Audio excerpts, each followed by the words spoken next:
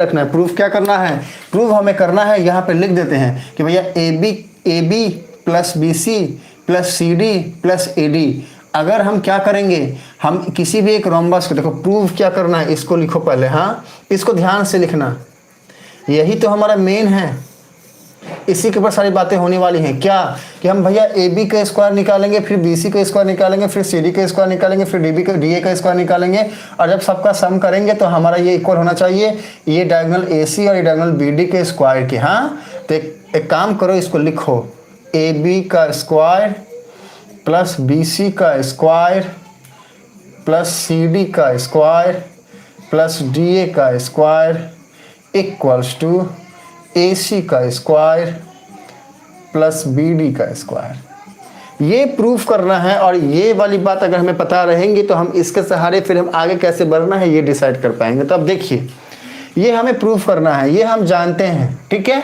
अब क्या कर सकते हैं, अब हमारा दिमाग काम नहीं कर रहा, भैया करे क्या करे क्या करे क्या। तो देखो, जब कभी भी ऐसा हो कि माइंड काम करना बंद कर दे, समझ में ना आए तो क्या करना है, तो ध्यान से देखो कि हमारे पास चीज़ें क्या क्या हैं। क्या हम और कोई ऑब्जर्वेशन ले सकते हैं, क्या हम कुछ और समझ सकते हैं। तो सबसे पहले हमने देखा कि भैया प्रूफ क्या करना है। तो हमने देखा कि भैया यहाँ पर AC की बात की गई है और BD की बात की गई है। AC यहाँ बैठा है, BD यहाँ बैठा है, तो हमने दिमाग लगाया, अरे भाई ये AC तो कुछ ऐसा है, BD तो कुछ ऐसा है, और ये क्या कर रहा है, ये जो AC है और ये जो BD है बनाता है 90 डिग्री के एंगल। तो हमने देखा अच्छा ये पॉइंट O है, तो ओके, अगर इसको मिला दिया तो ये बन गया AOD, एक राइट एंगल ट्रायंगल बन गया, राइट एंगल ट्रायंगल बन गया। ये हमारा लॉजिक बन सकता है ना, राइट एंगल ट्रायंगल। अगर हम इसको मिलाते हैं तो फिर ये भी एक राइट एंगल ट्रायंगल बन गया। देखो ध्यान से, देखो ध्यान से, अगर हम AB को मिलाएं तो फिर ये भी एक राइट एंगल ट्रायंगल बन गया, क्योंकि ये भी 90 डिग्री का एंगल है। ठीक इसी तरीके से ये भी एक राइट एंगल ट्रायंगल बनेगा और ये भी एक राइट एंगल ट्रायंगल बनेगा। तो टोटल हमको 4 राइट एंगल ट्रायंगल मिलने वाले हैं यहाँ पे। कौन कौन से, first one is this one, second one is this one, तीसरा ये है, चौथा ये है। अब ये जो राइट एंगल ट्रायंगल है ना, इनसे हम क्या क्या पा सकते हैं उसको लिखते हैं। अब देखो, तो हम बोलेंगे क्या कि भैया पाइथागोरस थ्योरम हमको क्या बोला, बाय पाइथागोरस थ्योरम। अगर हम पहले वाले को देखें तो हम लिख सकते हैं क्या कि AO का स्क्वायर, क्योंकि ये पॉइंट O है ना, इसमें देखो AO का स्क्वायर प्लस ऑफ OD का स्क्वायर इक्वल्स टू AD का स्क्वायर, हाइपोटेन्यूज का स्क्वायर इक्वल्स टू परपेंडिकुलर का स्क्वायर प्लस ऑफ बेस का स्क्वायर। अगर समझ में ना आया लिखो पे, हम रिपीट करके समझाएंगे, लेकिन ऐसे ही मत चले जाना। बाद में मत पूछना कि सर जी क्या बताएं, पूछ लो। अगर P लिखोगे तो हम रिपीट करके बताएंगे, हम देखते रहेंगे बीच बीच में। हाँ तो देखो, तो हम लिखेंगे कि भैया बाय पाइथागोरस।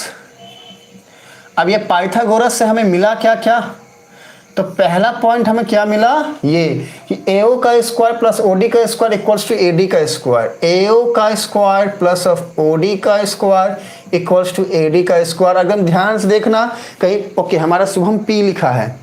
बच्चा क्या समझ में नहीं आया, शुभम लिखिए। सर अभी कौन परपेंडिकुलर है कौन बेस से नहीं बता सकते हैं ना, बिल्कुल बच्चा, आपके पास थीटा नहीं है इसलिए नहीं बता सकते हो, लेकिन एक चीज़ तो बोल सकते हो ना कि हाइपोटेन्यूज क्या है।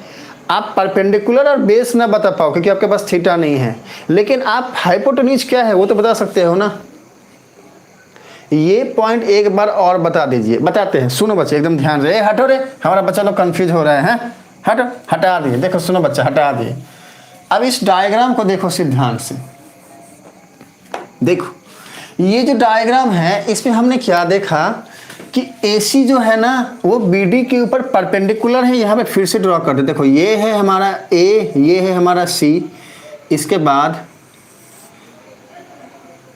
ये है हमारा B और ये है हमारा D। देखो ध्यान से सारे बच्चे, ये A है ये C है, हम लिख दिया AC, ठीक है। ये B है ये D है, देखो हमने लिख दिया BD, ठीक है। अब AC BD के ऊपर परपेंडिकुलर है, इसका मतलब है कि ये भी 90 डिग्री का एंगल बनाएगा। देखो ध्यान से, ये 90 डिग्री का एंगल बनाएगा, ये भी 90 डिग्री का एंगल बनाएगा, ये भी 90 डिग्री का एंगल बनाएगा और ये भी 90 डिग्री का एंगल बनाएगा। ये वाली बात समझ में अगर नहीं आई है तो लिखना है P, अगर आई है तो कुछ मत लिखो। और P कितनी बार लिखोगे, सिर्फ एक बार लिखोगे, लास्ट का क्या है, हाँ एक बार लिखोगे। ये वाली बात समझ में नहीं आई है, और अगर आई है तो आगे देखो, सुनो। तो हमने क्या देखा कि भैया बीच वाला जो ये पॉइंट है ये है ओ, एकदम